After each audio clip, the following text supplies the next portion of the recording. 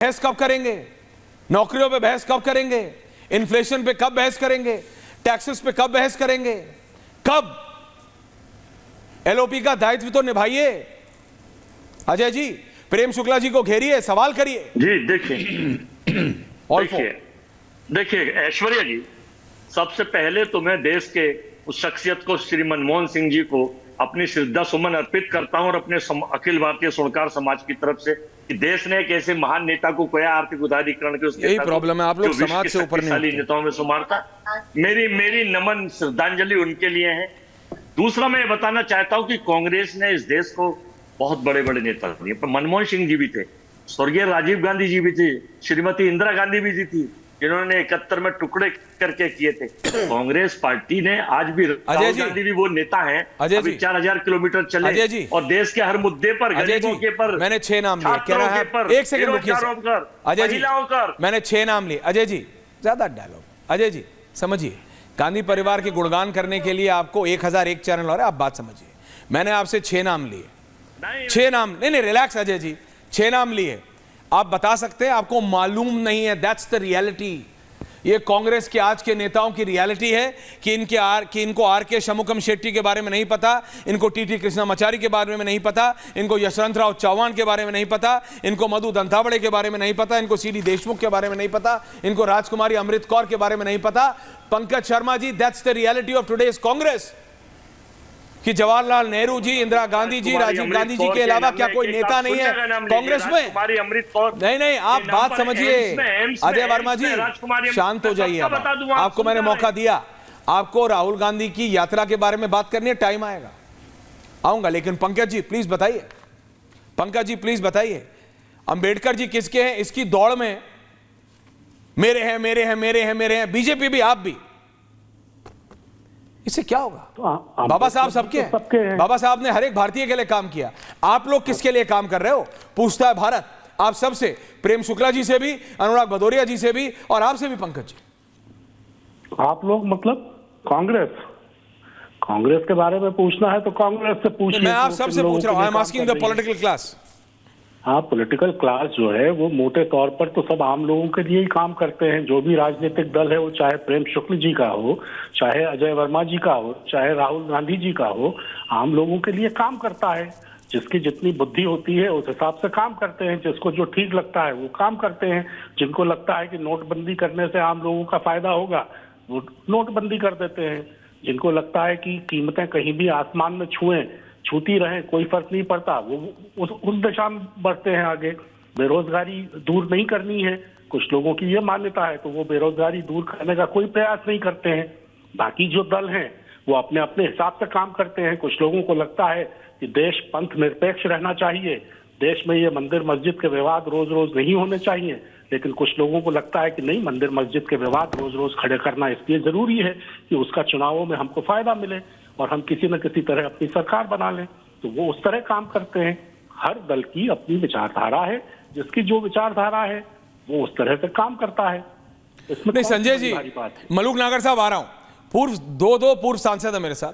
संजय जी पहले आपके पास आ रहा हूं, फिर नागर साहब आपके पास आ रहा हूं। संजय जी देखिए, कांग्रेस ये कहती है कि भाई उनकी गलती है। अगर 1 मिनट के लिए मान लूं कि प्रेम शुक्ला जी की पार्टी की सारी गलती है, चलिए कांग्रेस की मान लेते हैं, 1 मिनट के लिए मान लेते हैं कि प्रेम शुक्ला जी की पॉलिसी गलत है, सब कुछ गलत है, फिर भी जनता इनको चुन रही है। तो अगर आपको अपने आप को बेहतर दिखाना है, अगर कांग्रेस को, समाजवादी पार्टी को अपने आप को नरेंद्र मोदी से बेहतर दिखाना है, तो आप अपना नैरेटिव बड़ा करिए ना, अपनी लकीर लंबी करिए। आप अपनी लकीर लंबी करिए, आप बताइए ना कि how are you better. Sanjay ji, आप भी संसद में रहे हैं भाई, संसद राजनीतिक अखाड़ा होती थी, ये तो लिटरल अखाड़ा बन गई, गुंडों की संसद हो रही। क्या हो रहा है? असली बात ये है, लास्ट 5-10 साल का अगर ले, हम तो 50 साल की बात नहीं कर रहे, 5-10 साल में देश में क्या प्रगति हुई है और उसका क्या अकाउंट बना है, उस पर चर्चा होनी चाहिए। 50 साल में तो कोई बहुत चीज़ें हो जाएंगी जो नहीं हुई। मोटा मोटी क्या हुआ है, देश की जो हिंदुस्तान की छवि बाहर है, वो छवि ये लास्ट 10 साल में ही हुई है। इसके पहले कोई भी प्रधानमंत्री या कोई भी जाता था उसको वो इज्जत नहीं मिलती थी। उसका कारण ये है कि आपका देश ऊंचा हो गया है, इम्प्रूव हो गया है। तो वो इम्प्रूव हुआ है, इसीलिए इम्प्रूव हुआ है कि आपने कुछ काम किए होंगे। अब ये कहना कि जी महंगाई है, बेरोजगारी है, अगर ये सब कुछ है तो फिर जनता इनको क्यों चुनेगी बार बार?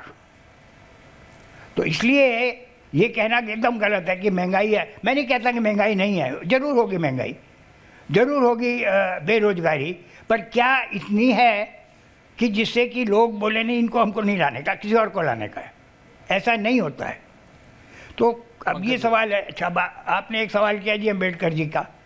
अम्बेडकर बाबा साहब ने इस संविधान दिया, और संविधान दिया वो जैसा भी था उसको सब ने माना और बहुत अच्छी तरह से वो चलने लगा।